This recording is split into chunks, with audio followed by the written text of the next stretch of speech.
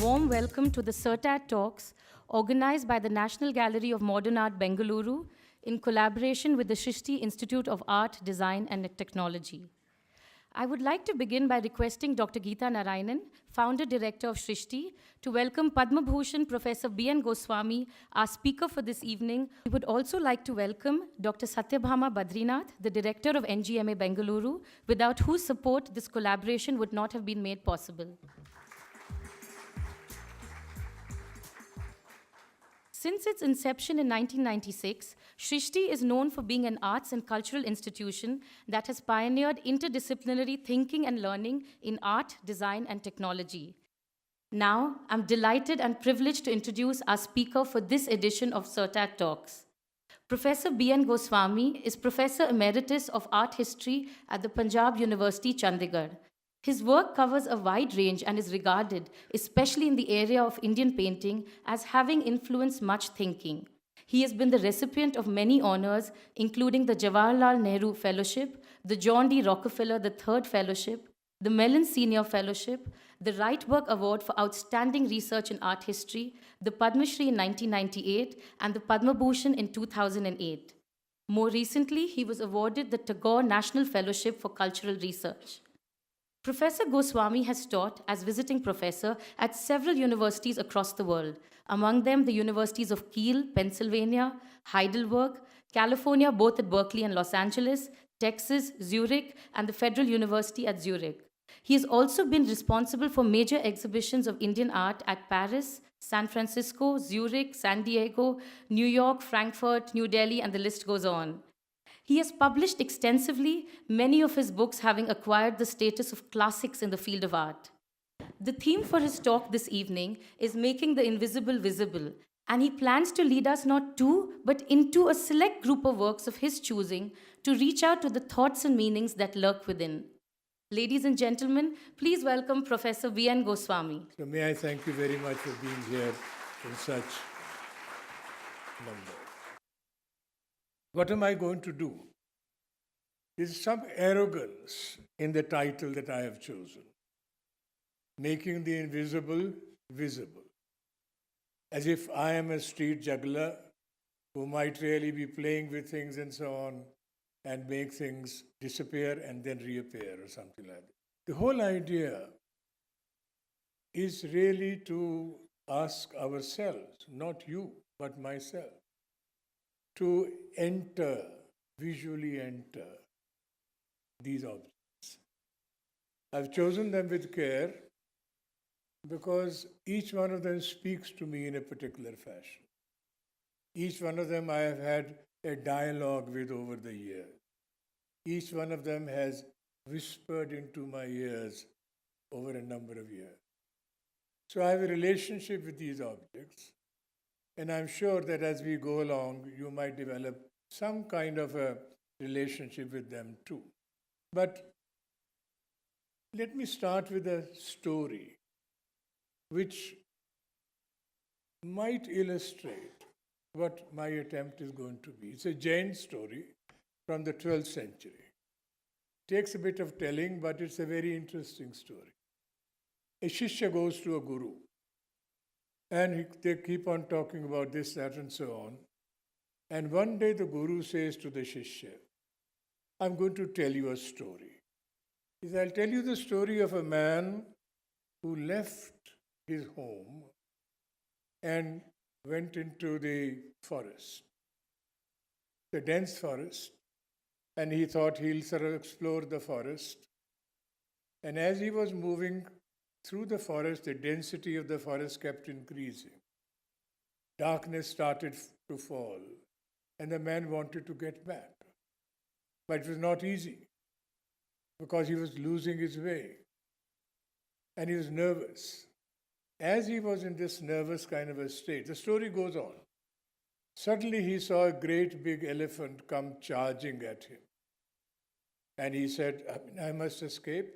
He ran in the opposite direction to escape from the elephant. And as he ran to save his life, suddenly from the opposite direction came a tall, terrible-looking demoness, nearly naked and flashing a sword.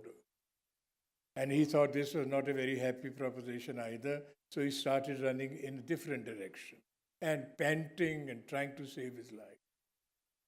He came to a place where there was a huge tree. And he thought, he looked up at the tree and said, the elephant he could hear behind him, let me get up to the top of the tree to save myself. But it was not easy. So he looked around, and by the edge of that particular root of the tree, there was a sunken well, a pit. And he said, let me see if I can save myself by hiding myself in the pit. At the edge of the pit, there were some reeds, very strong reeds, which are growing. So he said, let me hold them. And I lowered myself, he lowered himself into that particular pit. He looked up and hoping that the elephant will come and pass. And then he suddenly saw two mice, one black mouse and one white mouse, nibbling at the roots of those reeds. And he was sure that his life is safe only till such time as the reeds are cut. And then he started looking down, trying to see whether he'll fall, die immediately or whatever. And then suddenly at the bottom of the pit he saw a whole lot of snakes with their eyes flashing and so on. And there he was trembling for his dear life. And at that spot, right at that particular moment, the elephant arrived. And the elephant sort of looked around, did not find his prey, and with his head he started butting against the head of the trunk of the tree. And the tree started heaving. And there was a beehive up there. And as a result of that, the beehive got dislodged, and thousands of bees sort of, scattered everywhere. And some of them came straight into the pit and stung this man all over his body. And while he was in this situation, because it was a beehive, there was some honey in it, a drop of honey fell on his forehead and trickled down the ridge of his nose and fell into his mouth and tasted so sweet that he forgot all the troubles he was in for that moment. Story ends. The Shishya says to the Guru, it's a very interesting story. But why are you telling me stories? I'm here to learn. And he says, now hear from me the true meaning of this story. The man is a human soul. The house that he lives is the kingdom of God. The forest that he enters is really the sansar in which we lose ourselves. That elephant which comes charging at him is old age. The demoness who's pursuing him and threatening him is death. He wants to escape both old age and death. He reaches that particular tree. He should have climbed up, but it was too much of an effort, so he decided to lower himself into that particular pit. Those reeds by which he is hanging, these are the span of human life. The white mouse and the black mouse are the dark fortnight, and the bright fortnight of a month, which represents time. The snakes down below are passion. The bees that come down upon him are diseases, and that one drop of honey is the momentary sukh that we feel in this world. Sarvam dukkham. So the Jain story says. At one level, it is a perfectly crafted story. At another, we are in a totally different world. Lurking behind the surface, beneath the surface, are truths that we did not suspect were there. That's what happened.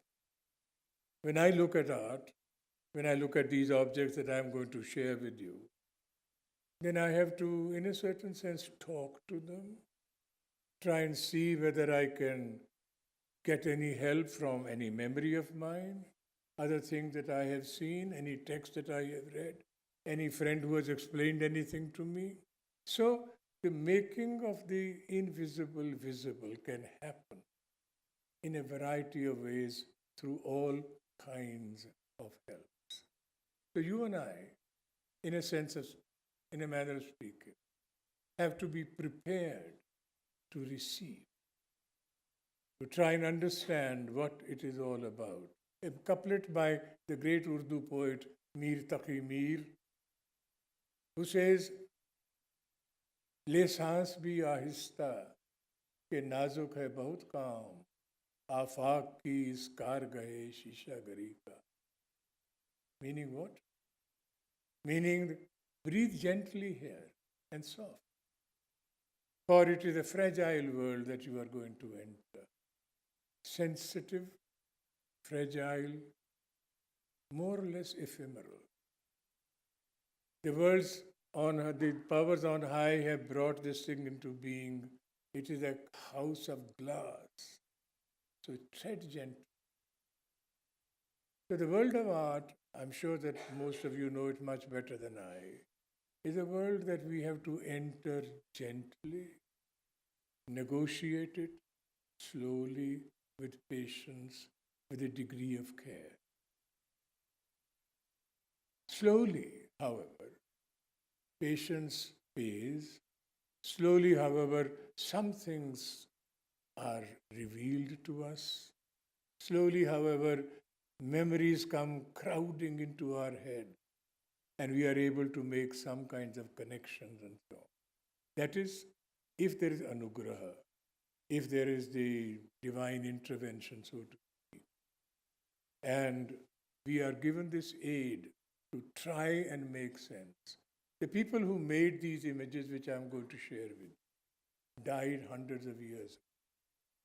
So we are left to our own devices to try and make sense of them. What is it that the artist is saying? What is it that we are looking at in casual eyes, and how much can we get out? It depends upon our own utsaha, as the theory of aesthetics says. We really have to bring energies to the act of viewing. I was going to show you a number of paintings, but there's some perverseness in my nature, so I begin with a sculpture. This piece of sculpture is in a Kansas City Art Museum. It's a small piece, probably of the Vijayanagar dynasty, 15th century. There is no caption. Stella Kramrisch published it a long time ago, and she titled it The Tree of Life and Knowledge. Decent. Nobody, the artist was not there. There's no caption that the sculpture carries. But let's look at it with care. What is it that you and I are looking at? If we look at it closely, we see that in the heart of there's a general resemblance to a tree. There's a trunk, there are branches, there are leaves, and there are twigs, and so on and so forth. A generic resemblance. But what do we see in the heart of the crown of the tree? A many-hooded snake and a discus underneath. And when we see a many-hooded snake, immediately thoughts come to our mind. Could it be Shesha? Could it be Vasuki? Some long-forgotten reptile from the world of imagination. Beneath that is a discus. Immediately, if that is Shesha, this must be the discus, the chakra of Vishnu. Could that be right? Who knows? When we come down, then around the trunk of the tree there are two crowned monkeys. And the moment we see crowned monkeys, immediately Ramayana comes to our mind. We think of Hanuman and Angad and so on. And if we look further down, then at the foot of the tree there are two cows, and cows and tree come together to raise a vision of Krishna fluting something. So what is it? I am very intrigued by it. I see it's a very beautiful form, as you can see. There are these regular bending branches, and one branch is connected to the next one, which is smaller, which is next one again is still smaller, and leaves connect them and so. But my eye falls at the edges of these branches, where on every single branch a hansa, bird, is resting. Now we know hansas make nests in trees, but I mean surely no hans can sit at the edge of this branch. And regularly 1, 2, 3, 4, 5, 6. Why? I ask myself. Did the artist bring these in? Is Stella Kramrisch right? Is a tree of life and knowledge? Is the hansa that wonderful mythical bird in our own imagination, which has viveka, which has the capacity to distinguish between what you and I should take? Of course, the story is, the myth is, if you place a bowl of milk mixed with water, the Hans will only drink milk, leave water behind. Viveka, discrimination. Or is it one can move in a different direction? Could it possibly be that it is the ingoing and the outgoing breath, incoming and outgoing breath? Hansa, like this, the yoga kriya. I don't have the answer. I don't think anybody has the answer. But this is what the essence of it all is. It provokes and challenges.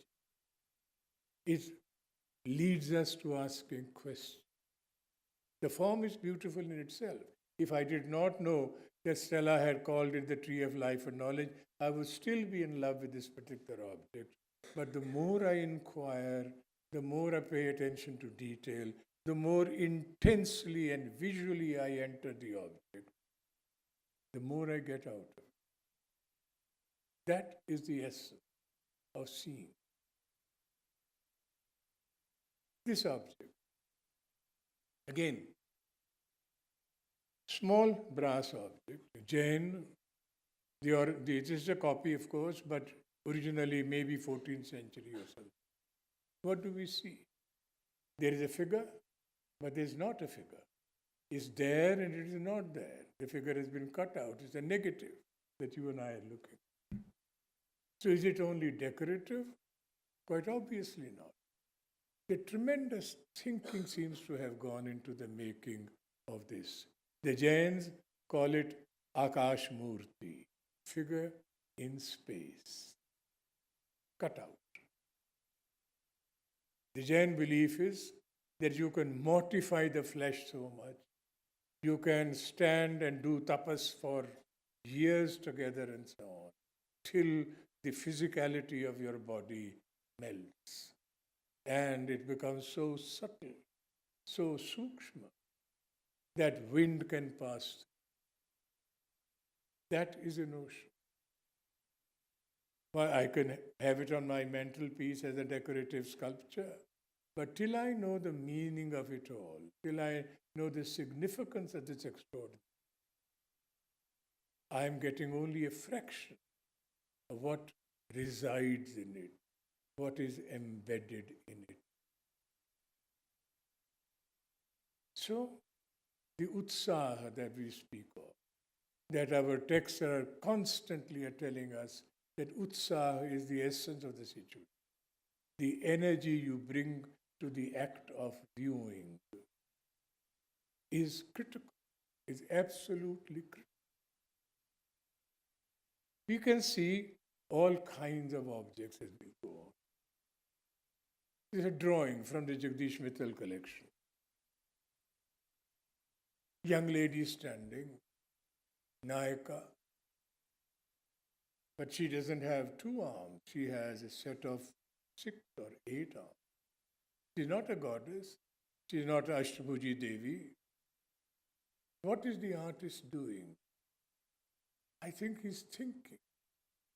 He's making up his mind. What would look best on her? Should she have raised hands above her head? Should the hands be at the level of the shoulder? Should they be hanging down? It's a cerebral thing that you and I look at. Making up of the mind of the artist is cogitation, his ability to talk to himself. Let me try this. This is not a finished, obviously not a finished picture. It is a work in progress. But you and I really have to see this to realize how much goes on inside the head of.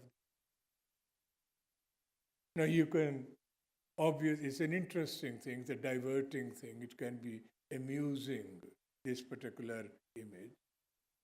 4 deer, 1 head. And it's confusing to begin with. And then you start concentrating on bits of it. And then forget about the rest. If you look at the deer standing at right and apply and paste that head onto the neck and so on, it's nearly perfect. The deer sitting on the floor, crouching, the head also fits that particular body. You can move to the left, and then of course there's the other deer the third deer who's scratching his nose or something like this, and that also fits. The only trouble you and I may initially, and I say this volitionally and emphatically, initially might have is with regard to the deer which seems to be suspended in the air, but all that you and I have to do is to turn the pin or move around the pin to see that that particular head fits in that particular deer also. Is it a game?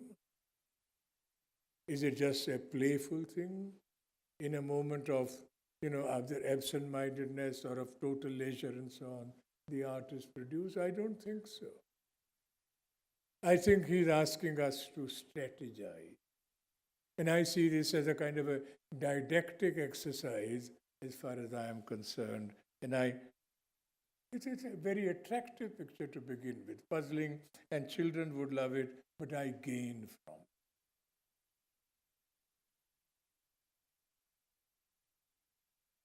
This young Nayaka, beautiful, dazzling clothing, eyes which are large, whispering into the ears, as the text says, standing in front of a tree and holding a flower which he has just plucked possibly from that. Who is she? One would naturally wonder. She's a beautiful form, undoubtedly lissom, tall, cypress-like. But I think there's a reference here to an ancient myth. And the myth is that if there is a tree which has completely dried up, and if there's a Nayaka or a young woman who is Padmini with all the attributes, physical and mental, of a most beautiful woman, if she touches that tree, the tree will suddenly spring to life. Possibly.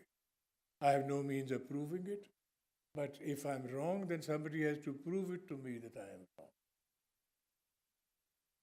In any case, it enhances very, very considerably my enjoyment of this if I realize that maybe it goes back to the dryad myth of early texts and stuff like that. Incidentally, many of these pictures may be familiar to some of you. And when I used to go and teach, let's say, the University of Heidelberg, every year I would go, a rumor would go around, beware, you're going to see the same pictures again. Some people have died. So those of you who have seen these pictures, nobody is going to really seriously be injured or something like this. Just be with me. This painting, elegant, simple. As it's published, when it was published for the first time, with the caption, "A lady running indoors." Now, this doesn't add much to my information. That she's a lady is clear. That she's not going out but rushing toward the door, which is half open. But I have in my head the poetry of Bihari, the great 16th century, early 17th century poet, who wrote the Satasai, 700 verses. And what does one of the dohas of Bihari is perfectly applicable to this. Durva hui nali uthe, dhuva dharani chahu kod, jarat avat jagat ko, pavas prathama payo. She's a virhani. She's separated in love. And when the clouds gather in the sky, the season of longing stirring through human frames, especially those separated from their lovers. And the Nayaka, she looks at that particular cloud, addresses her Sakhi, and says, Dhurva hohi na ali uthe. That is not the Dhurva, the cloud of the monsoon in the sky. Dhuma dharani chahu kod. It is the cloud of smoke which is rising from the fire of separation. And I cannot bear it, I must escape from it. Beautiful verse, elegantly interpreted. But notice a detail. Notice the detail of her holding on to the edges of the dupatta over her head. Is filled with wind now at this particular moment and is fluttering. She is making an effort to hold it tight so it doesn't slip off her head. The question you and I can ask. Now the painter is inviting us to. Is it the fluttering of the wind caught in her dupatta, or is it the fluttering of the heart?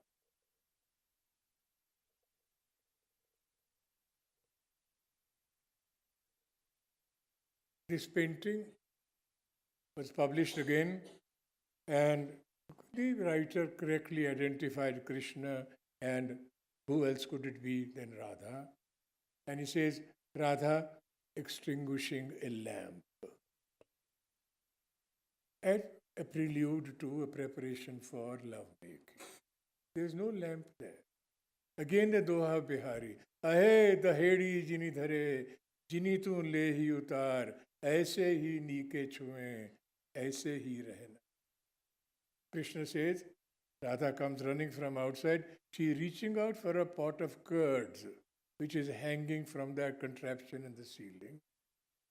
And Krishna sees her and says, Ahedhedi jinadhare, whether you are going to remove it or not, and so on, do not stir, do not move an inch, because I like the angle from which I am seeing your body, and stay transfixed. Lover's request easily granted. So that's what it is. So suddenly, help comes to us from literature we might have read. Help comes to us from all kinds of, the foreign scholar who reached out for that, and so he thought, there's a lamp hanging. There's no lamp hanging. It is a pot of curds which is over there. A Nayaka, woman in love, young woman in love. And she is what? A Kalhantarita. There are 8 types of major Nayakas. Kalhantarita is the one who has quarreled with her lover, and then suddenly she realizes maybe she had overshot the mark, and maybe have been too harsh or too suspicious.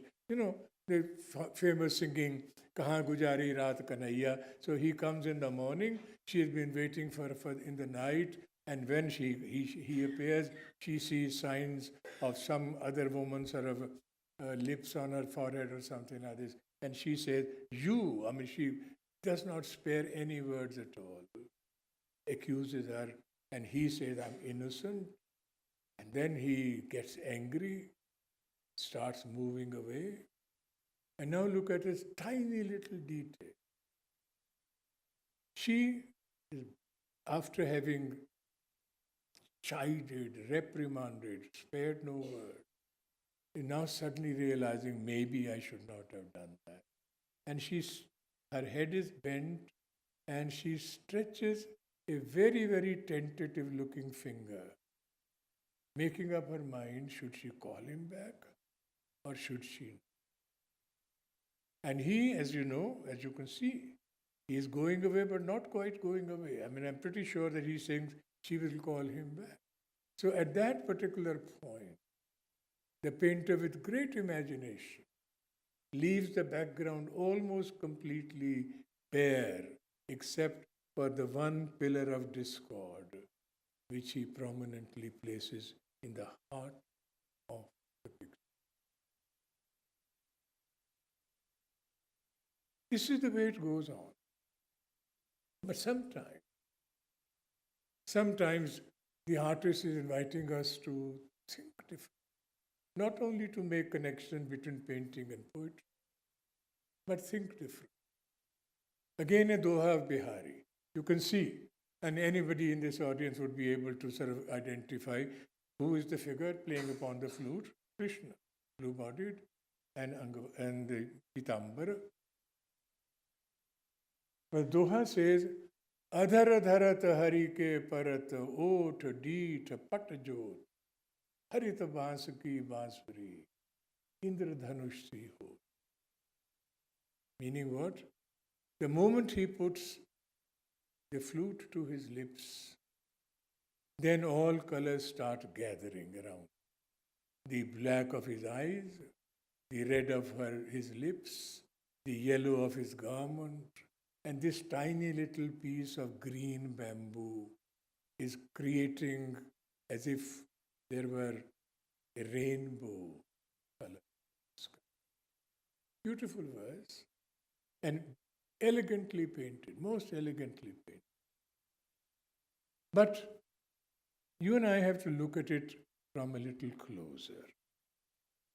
Now let's start absorbing the range of colors which the painter has brought in. Yellow, green, yellowish green, greenish yellow, orange, in the background, clouds, and through the clouds, the golden lightning darting. The forms, the colors, the situation, and these two gopis who are standing at the extreme right are looking at him with wondrous eyes. What kind of sound is emerging from this tiny little piece of bamboo? So they are wondering.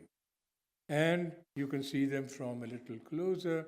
You can see the tree behind them. You can see the lake behind them also, and so on.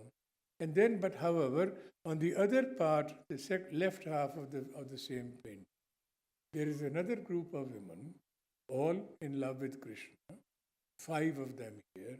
Not one of them is looking in his direction. One of the senior most among them says, look there, not in that direction, look there. And what is there? This rainbow. But rainbow descended to the earth, to the ground. A rainbow which is not spread out like this, but in a certain sense contracted. I think, once again, I could be wrong, but I think everybody knows what a rainbow is like. The rainbow doesn't appear on earth, but it is up there in the sky. And it is not this particular shape, but it has some kind of a resemblance to a rainbow, which poetry talks. But here it looks like the mouth of a cave. In Nathadwara, which is not very far from Udaipur, the great temple of Srinathji, there they speak of an experience called Giri Kandara. Giri means a mountain, Kandara means a cave. A cave in a mountain. And the idea is that if you enter that, it's all dark inside. You don't know what you are going to see. Will you have the darshan of Krishna? Will there be animals inside you have to escape from? You don't know. There's nothing known about what is inside. It's a cave of experience. And that, departing from all the description of the colors, this and that, and so on, the painter, I think, painted the cave of experience.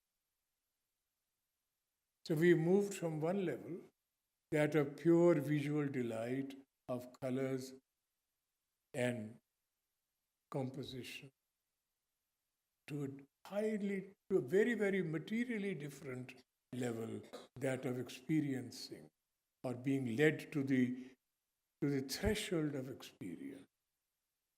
Like there is tremendous amount of cerebration in these works.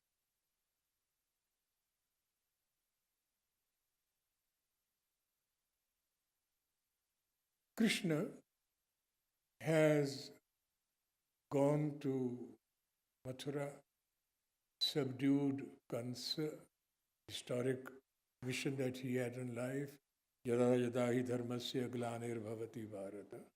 So the evil has been destroyed.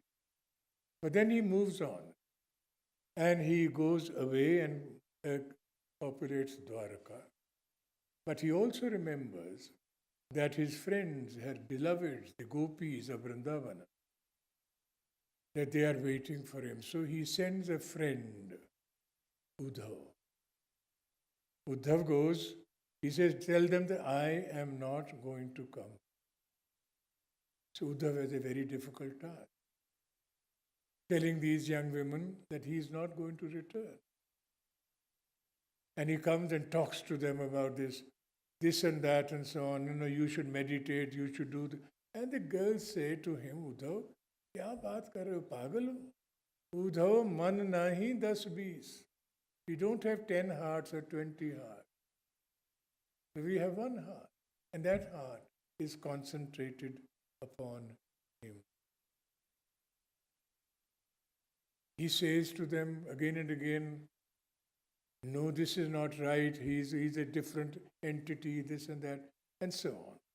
So this is the task that Uddhav is performing in this particular painting. This is Uddhav, whom we see twice. The gopis are moving in this direction, that direction, and so on. If you notice at the extreme right, by the bank of the river Yamuna, there is a tree. At the foot of the tree, there are footprints. And the gopis say to him, look, he cannot do this to us. He left his footprints, which we have saved. Uddhav, koyal kujat kanan, tum humko upadesh karo ho. Bhasma lagao anand. The koils are cooing in the gardens. The season of longing is there, and you stand there and talk to us about the philosophies of this and that and so on. Bhasma lagao anand, put ashes on your body and just meditate or something like this. This does not work. And one of them says, look at these footprints, and one of them says, no, come, I'll show you some. So she beckons Uddhav. Come and see for yourself. And she shows him that. The soaring imagination of the painter. In the sky, or towards the sky, there is this extraordinary formation. Could be a rock, could be a mushroom, could be a cloud on which a lone cow stands. Neck craned, looking in the direction far away. And this gopi says, you can talk about your fine philosophy to us, but talk about that philosophy to that cow.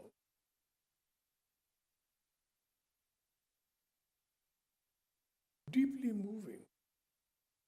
You get into it, and you see Uddhav's, the Brahmar Gita and so on and so forth, and you realize how extraordinary is the imagination of the painter.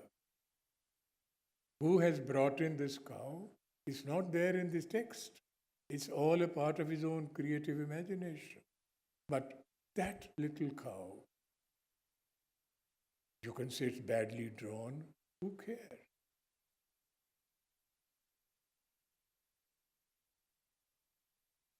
If I were to show this to a foreign audience, and I say, what do you think is the moment?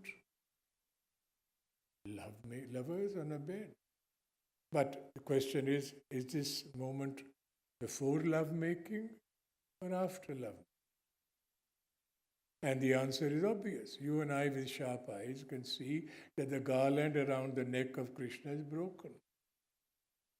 That on the bed Next to his feet there are little emeralds and other beads and so on. Obviously, the necklace around the neck of Radha is also. So, it's obvious. After love making. Tiny little hints thrown in your direction and mine. Radha has spent the night with Krishna. Surreptitiously, they met. And the night has gone on like this. And suddenly, the morning dawn. The lotuses begin to bloom in the back. And in the hurry, kind of confusion, Radha gets up and says, I must leave because nobody is in the village up yet, so I'll quietly slip out. But Krishna, sharp-eyed, discerns that in her confusion, the haste of the moment, she has, instead of her own dupatta, she has taken his yellow dupatta and wrapped it around her body and is about to go out with it. Vibramahava is how the text calls it. And he says, don't go out with my dupatta on your shoulders. And once you step out of this particular door, the game is over. Everyone knows where you were last night. And you can see the quality of painting this detail, which is not more than 3/4 of an inch of this particular night. On a cool marble terrace she lies, looking at the moon. She obviously is a virahini. Obviously she is thinking of her lover. याद आवे जब पियो की विरह उठे तन जाग जूं चूने की कांकरी जब छिड़को तब आग. Meaning what? When I think of him in my viraha, in my state of separation. याद आवे जब पियो की विरह उठे तन जाग. Then the feeling of viraha overtakes me. जूं चूने की Kankari. It's as if my heart is like a lump of lime, and the memory serves as one drop of water. You throw on it, it sizzles.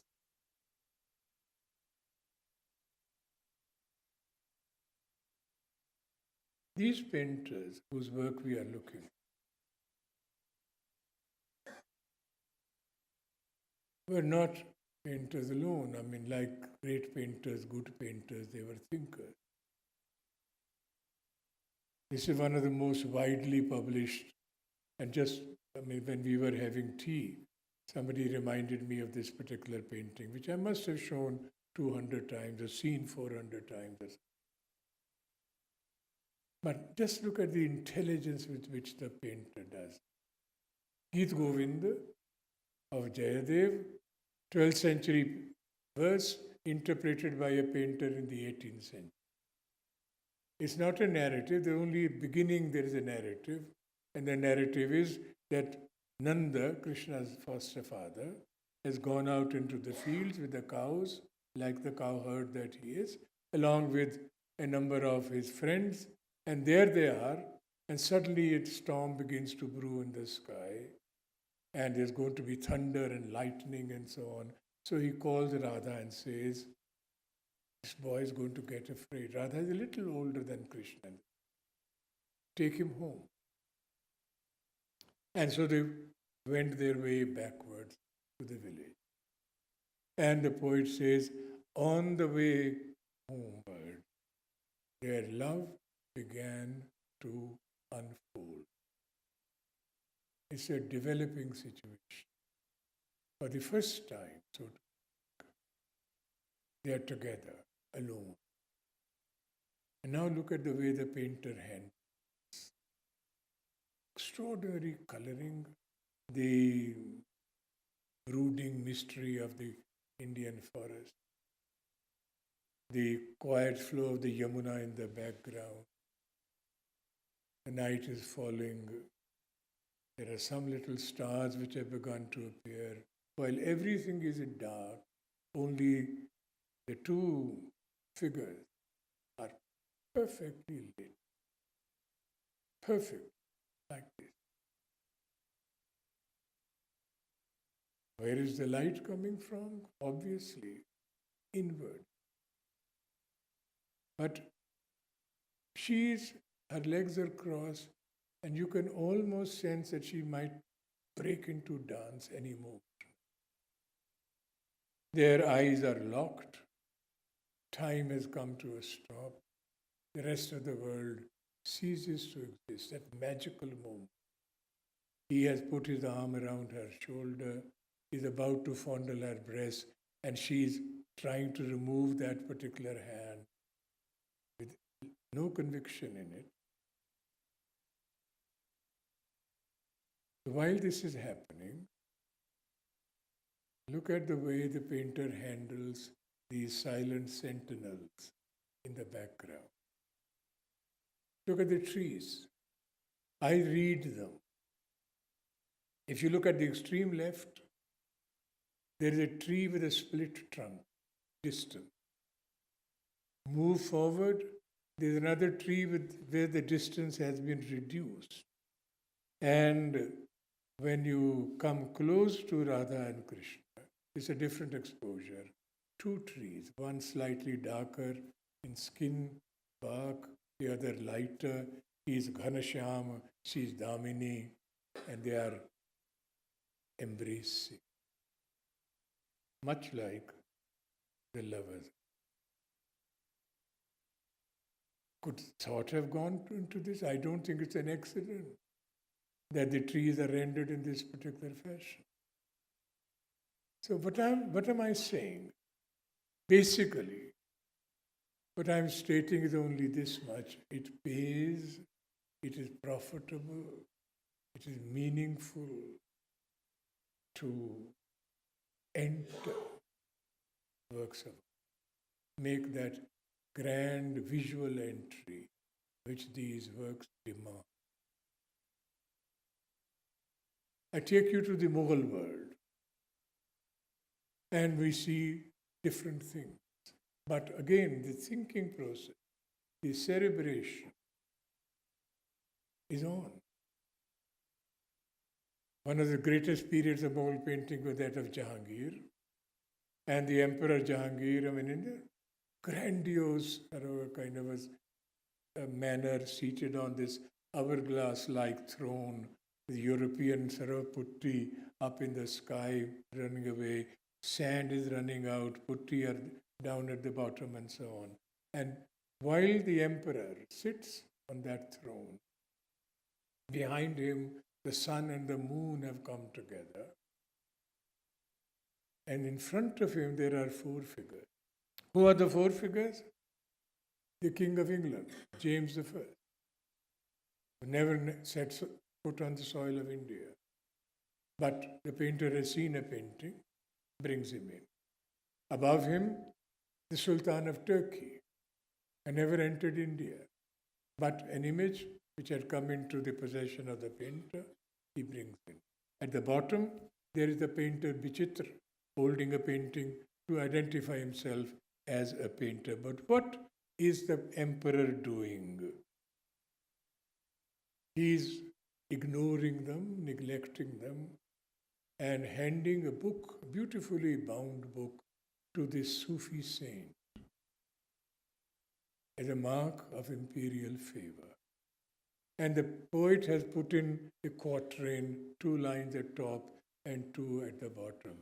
Padshah Surato Mani az Lutfela, Shah Nuruddin Jahangir Ibn Akbar Padshah, Garche dar Surat Shahan, Darand dar Peshi Qayam, Leek dar Manim, Badarvesha Kunad Dayam. Meaning what? This man, referring to Jahangir, is a true king, not only outwardly but inward, not only in his surat but in the mani, in the meaning that hides within himself. Garche dar surat shaha. In appearance, it is keeping the company of the potentates of the world, but inside of himself, dharmani, but darvesha kunadayam. His eye falls upon the mystic the holy, the saintly figure. He is like that. Encomium, zoology, totally, whatever. But that is the significance of these allegorical pictures of that particular thing. In Jahangir's reign, Nadir-uz-Zama paints this: the emperor embracing Shah Abbas of Persia. Shah Abbas had never been to India. An embassy had been sent by Jahangir to Iran, and the painter there, by the name of Bishan Das, had brought images of the two, and now the two emperors of the Islamic world stand embracing each other. Naturally, Jahangir shown as the elder one, embracing his younger brother, as it were, and so on. Who knows how tall Jahangir was? Who knows how tall Shah Abbas? But that's what, once again, the solar symbol in the background. But notice the fact that they are standing on two animals: the calf, lamb, and a lion, showing a symbol of peace, coexistence. But interestingly enough, the painter shows Jahangir, his own patron, standing on the lion, and the lamb is left to Shah Abbas to stand upon. And their inscription of text at the top. And now look at this. Extraordinary work. Meaningful. Not that you and I are left to imagine things, but the painter has thought about these things. And long inscriptions that this was done and so on and so forth. And you might be interested in the map of the world, of the globe at that particular time, which must have been inspired by some European print, which the Mughal painters saw. Jahangir again, standing on a globe inside which there are animals, and the globe is resting on the figure of Manu, who is resting upon a great big fish, references to mythology, in Indian Hindu mythology, and he's shooting an arrow at a dark figure, and the arrow hits the figure in the forehead. And who is the dark figure? Shakhs-e-Iflas, personification of poverty. The painter says that this great emperor is banishing poverty from this. Allegories, parables, suggestions, all within an imperial ambiance. Jahangir giving Jharoka Darshan. Up there he sits. If you notice, top, above that great big red sandstone pillar. And below him, and this is the sequence in which people used to stand. Some were allowed to within 10 feet of the emperor, others were allowed 15 feet of the emperor, still others still lower, and so on. And down below are the hoi polloi and so on, who are waiting to catch the favorable glance of the emperor himself.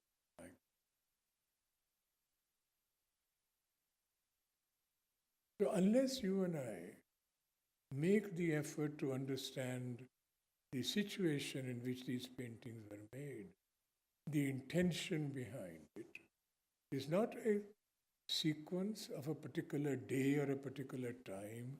It is to be fixed on the minds of the viewer for eternity as it is. And Jahangir, and the poet says at the top and at the bottom and so on, if two great emperors were to sup at the same table, the cares of the world will disappear.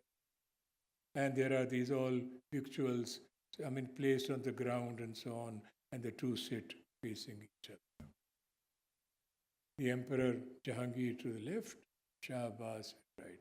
But notice how Shah Abbas's hands are held, like this, clasped, like a junior, like a subservient person would hold hand in the presence of a senior, especially an emperor. Chushahe Jahangir Abbas Shah Do Shahe Jawan Bakht Zille Allah. Shah Jahangir and Abbas Badshah, two who are the reflections of God upon this particular earth.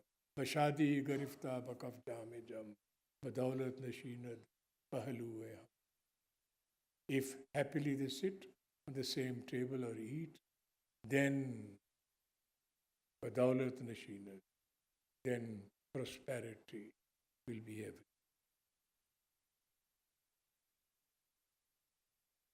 These paintings, well known as they are, and I'm sure many of you have seen, are speaking of a time and a space and a setting in which they made sense not only to the patron, but to all who saw these particular. Jahangir had rebelled against his father, the Emperor Akbar. Last 5 years were troubled between father and son. Jahangir had set up a different court at Allahabad. But after his death, after Akbar's death, when Jahangir assumes the throne of India, then there is some kind of a sense of guilt in him. And the painter brings the emperor in all his pomp and glory and circumstance, holding a portrait of his father. And the father looks much more simply clad, like this. He always used to wear white clothes, showing no sign of great luxury, unlike Jahangir. But the painter knows that, and this is how the great Akbar he rendered. This is one of the most moving drawings from the whole range of Mughal painting, from the sketchbook of an artist. Akbar. The cares of the world bearing down upon his shoulders, eyes turned gently downward. Refinement, patience, thinking inwardly all the time is what the painter is able to infuse into this tiny little drawing. Or a Sufi saint, like this. See this portrait from close. He's standing with a sa, kind of a stick in his hand, but notice the expression in the eyes, the inclination of the head downward, the character, the depth of character in this Sufi. So it's not a question of whether we are looking at Rajasthani painting or Dakkani painting or Pahadi painting or Mughal. This cerebral process, this ability to invoke a period and situation persists. When I saw this painting for the first time, I could not make head or tail of it. What is it that is going on? It's a majlis, as you can see. Singing is going on. There are musicians at the right. There are two old men. One of them is inscribed with the name of Sheikh Sadi. And some moment in the singing has come when the man in the middle cannot contain himself, throws up his hands in the air as if he's become possessed. As if a kind of this situation, the halat of vajad has come in. And then luckily, I turned the painting on its back and saw a katha of Sheikh Sadi written on. Wonderful utterance. Gili khushbu dar hammam rozi, rasid az daste mahboobi badastam. Badu gufta ke mushki ya abiri, ke man az bue dilaviz mastam. Bagufta man gili na cheez budam, valekin muddate bagul nishastam. Kamale ham nashi bar man asar kard, vagarna man hamu. Hakim ke hast. Meaning what? One day, the poet says, as I was entering the public bath, there were no private baths at that time, bathrooms and so on, public bath, hammam. Then my beloved handed me a cake of clay. There were no soaps. Fine clay was used to cleanse your body. And handed me the cake of clay, and I put it to my nose, and it smelled so extraordinary, so wonderful, that I spoke to the cake. And I said, what are you? Are you amber? Are you musk? That I am besotted by your fragrance. And out of the kindness of its heart, the cake of clay spoke back to me and said, I am just a humble piece of clay. But I remember that I come from the same soil in which some roses used to grow. It is the company that I kept which has made me what I am. Otherwise, what am I? A fistful of dust, a lump of clay. Wonderful utterance. I mean, you can say this in one sentence. Good company is a good thing or something like that. Right? But look at the extraordinary the rhythm of it and the environment, the setting that the poet is able. So what am I essentially saying? That there is much more in these works, that there is something hidden, something invisible, which becomes visible.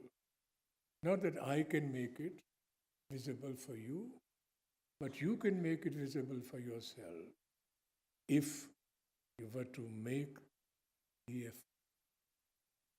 That veil, that thin veil behind which an idea shines, has to be lifted gently.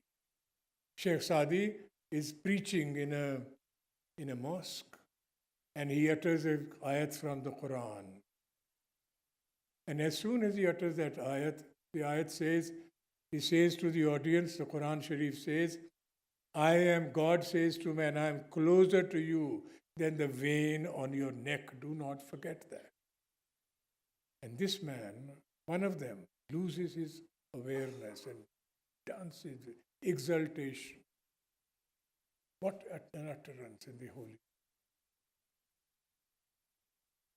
The essence of it all is this. Jahangir had heard about a great Hindu saint by the name of Jadrup, lived near Gwalior. And he said, I had heard that he is a knower. He knows everything. And he was troubled by some questions. I should go to see him. And I've heard that he lives in a little hole in a rock and wears virtually nothing, Jadrup. So he walked on foot for 3 kos, which is about 4.54 miles. And he left his entourage, his cavalcade behind, walked up to the Jadrup and converses. In the Persian tradition, there are 2 words which are always juxtaposed, Shah and Gada. Shah is the one who has everything, who has the power, the means, in possession of everything that he needs. And the Gada is a dervish, is a beggar. So the 2 come together, but the painter is asking you and me a question. Tell me, who's the Shah here and who is the Gada? The emperor has gone begging for enlightenment. So the naked man, Jadrup, with his house, which is a hole in the rock in the background, is expounding things. So he is the Shah at this point. And Jahangir is the Gada. The roles have become completely reversed. The same situation. In a rocky landscape, a dervish, a man who's retired from the world, is seated in front of a cave, and a prince sits facing. receiving enlightenment, seeking answers. Like, it's a little like this. This is a piece of calligraphy, contemporary calligraphy from a Syrian artist. Those of you who have any brush with the Persian or the Arabic script will see that there are some letters you can identify. There is a jim, there is a dal, there is a lam or something like this. But the moment you pursue it, it disappears. It's like mercury in the palm of your hand, constant. You see that there is something there, but you can't grasp, can't really come to grips with it, and you're tantalizingly present, but difficult to enter. Work by Manuku, the painter on whom I've been working for the last 5 years. What do we see here? Hiranyagarbha, the golden egg, but the golden womb. Like all cultures, we in our culture ask this question: how did it all begin? What are the origins of it? How did creation come into being? And wonderful, maddeningly beautiful verses there are in our text. There's a Rigved, in the Rigved itself, there's a Hiranyagarbha Sukta. It's the breath of the gods which descended to the earth.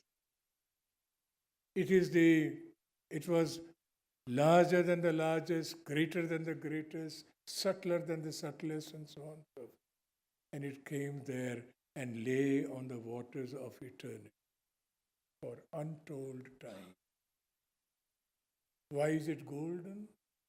Because inside of it possibly lurks the sun.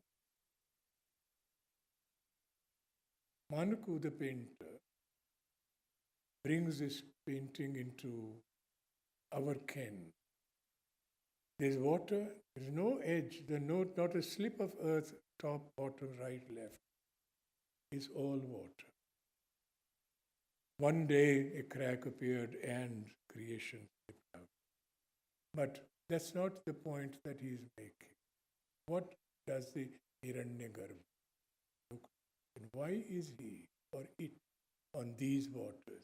When waters of the ocean you can treat in 10 different ways. You can have waves, you can have all kinds of treatments of water.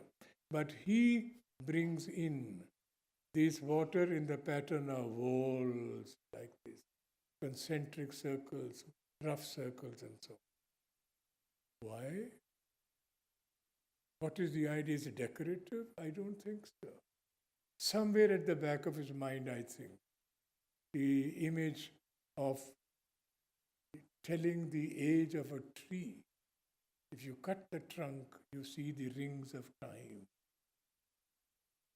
So it is probably almost certain timelessness or rings of time on waters of. I have taken a lot of your time. I have one last painting. When I look at this painting of a dervish, maybe a beggar, maybe a Sufi, standing like in the gloomy background, greenish black, there is this man, light gone from his eyes, bent back,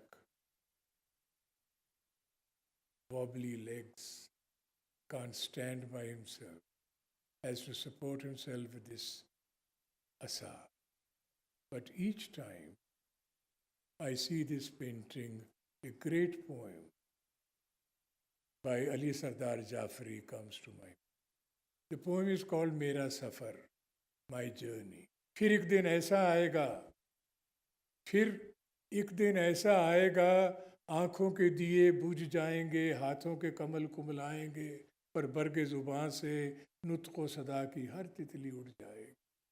Image of death. A day will come The day will come when the lamps of my eyes will begin to grow dim, when the lotuses of my hand will wilt away, and when the tongue that I have, which butterflies of speech and articulation sit, will fly away one by one. एक काले समंदर की तह में फूलों की तरह से हंसती हुई, कलियों की तरह से खिलती हुई सारी शक्लें खो जाएंगी। ये मेरी धरती, मेरी ज़मीं हंसती हुई ये हीरे की कनी, इसकी सुबहें, इसकी शामें एक मुश्त गुबारे इंसान पर शबनम की तरह रो जाएंगी।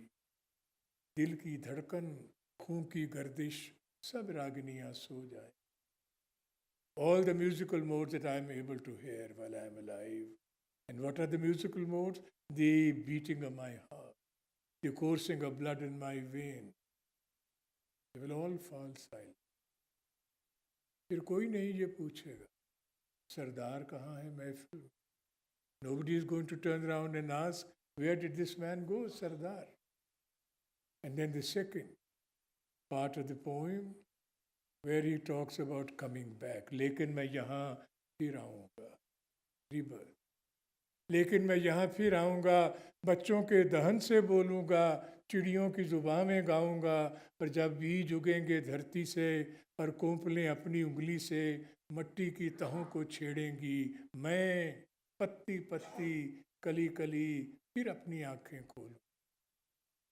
I'll be back here again, and I'll speak through the twittering of the birds, or through the lisping words of the newborn, and so on and so forth. And when the shoots from underneath the ground will begin to appear, and then dewdrops will fall upon them, I'll take them in my hand and weigh them, these dewdrops. मैं पत्ती पत्ती, कली कली, फिर अपनी आँखें खोलूँगा, सरसब्ज हथेली पर लेकर शबनम के कतरे तोलूँगा. मैं रंगे हिना, आहंगे गज़ल, अंदाज़े सखुन बन जाऊँगा और रुखसारे उरूस नौ की तरह हर आंचल से छन जाऊँगा. I'll turn into the veil of the newlywed bride. I'll turn into the flush of cheek on the beloved as she sees her lover, and so on. I'll become the note in the music that being played anywhere, and so on. और जाड़ों की हवाएं दामन में जब फसल खिज़ां को लाएंगी, जाड़ों की हवाएं दामन में जब फसल खिज़ां को लाएंगी, रह रो के जवां कदमों के तले सूखे हुए पत्तों से मेरे चलने की सदाएं आएंगी. When autumn comes, leaves fall on the ground, and then if you hear the crunching sound under the feet of some young man, that young man will be me. मैं आकाश की नीली सब झीलें, आकाश की नीली सब झीलें, धरती की सुनहरी सब नदियाँ हस्ती से मेरी भर जाएंगी. तब सारा ज़माना देखेगा, हर आशिक है सरदार जहाँ, हर माशूका सुल्ताना है. ये किस्सा मेरा अफसाना. When the blue lakes in the sky and the golden rivers that flow in our land, they'll be filled with my presence. And then all stories will be told, will be my stories.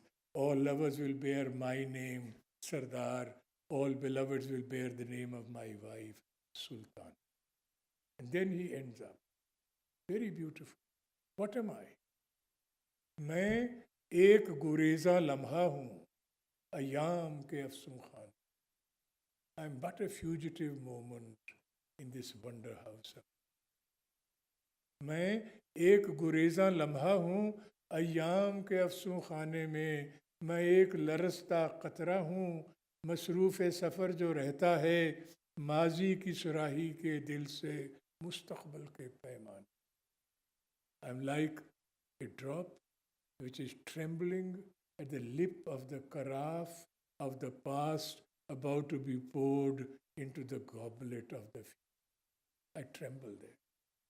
मैं एक लरसता कतरा हूँ, मसरूफ़ सफ़र जो रहता है माजी की सुराही, constantly traveling, माजी की सुराही के दिल से मुस्तकबल के पैमाने में मैं सोता हूँ और जागता हूँ और जाग के फिर सो जाता हूँ। सदियों का पुराना खेल हूँ, मैं मर के अमर हो जाता। This painter who has painted this particular painting, it has eliminated everything. There's nothing in the background. We only see his frail figure. But you also see this. Close to his is a one single plant, blooming flower. Why did the artist put it in?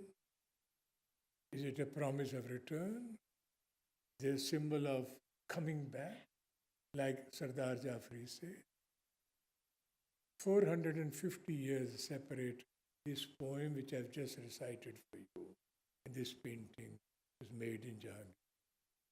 But I cannot look at this painting without thinking this extraordinary. Visible, invisible, you are the ones to decide. Thank you very much indeed.